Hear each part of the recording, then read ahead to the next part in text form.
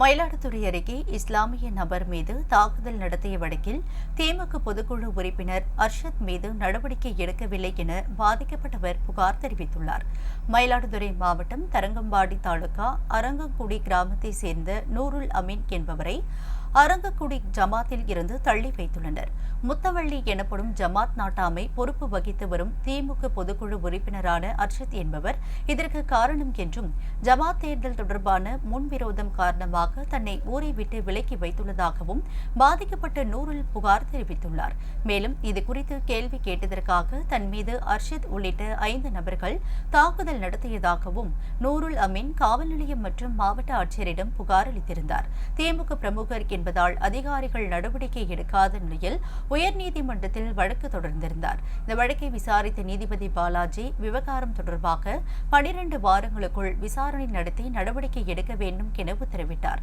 நீதிமன்ற உத்தரவின் நகலை மாவட்ட ஆட்சியரிடம் நூருல் அமீன் வழங்கினார். இதனைத் தொடர்ந்து தனக்கு உரிய நீதி கிடைக்க வேண்டும் என்று நூருல் ஆட்சியரிடம் கேட்டுக் கொண்டார்.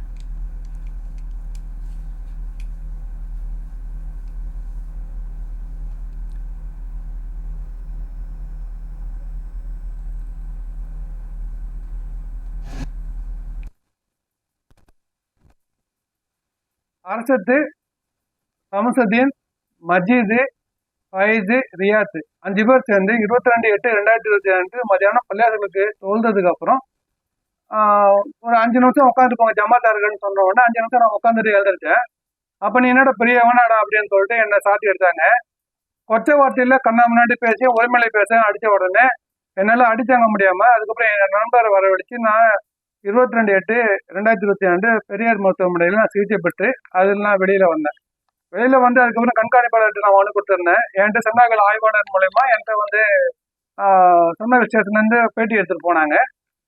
நான் வந்து ஸ்டேட்மெண்ட் கொடுத்ததுக்கு எந்த நடவடிக்கை இல்லைங்கிற பட்சத்தில் நான் வந்து திரும்பி கண்காணிப்பாளர் செஞ்சு அவர்கிட்ட நான் பேட்டி கொடுத்துருந்தேன். அங்கேயும் எனக்கு வந்து சாதகமான எந்த ஒரு எஃப்ஐஆர் எதுவும் போடல. அவங்க பேர் எந்த ஒரு நடவடிக்கை எடுக்கல. ஏன்னா அர்ஷத்துங்கிறவர் பிரமுகர், திமுகல பொதுக்குழு உறுப்பினராக இருக்காரு. அதனால அவர் பேர்ல நடவடிக்கை எடுக்கிறதுக்கு என்ன செய்யறாங்க, பயப்படுறாங்களா என்னன்னு எனக்கு ஆனால் தெரியாது. நான் பாதிக்கப்பட்டேன்னா எனக்கு நீதி வேணும் அப்படின்னு சொல்லிட்டு நான் அணுகிறப்ப எதுவுமே செய்யாம அப்படியே அமைதியா இருந்தாங்க. கலெக்டருக்கும் நம்ம அறிவிச்சிருந்தோம், அவங்களும் எந்த ஒரு நடவடிக்கையும் எடுக்கல.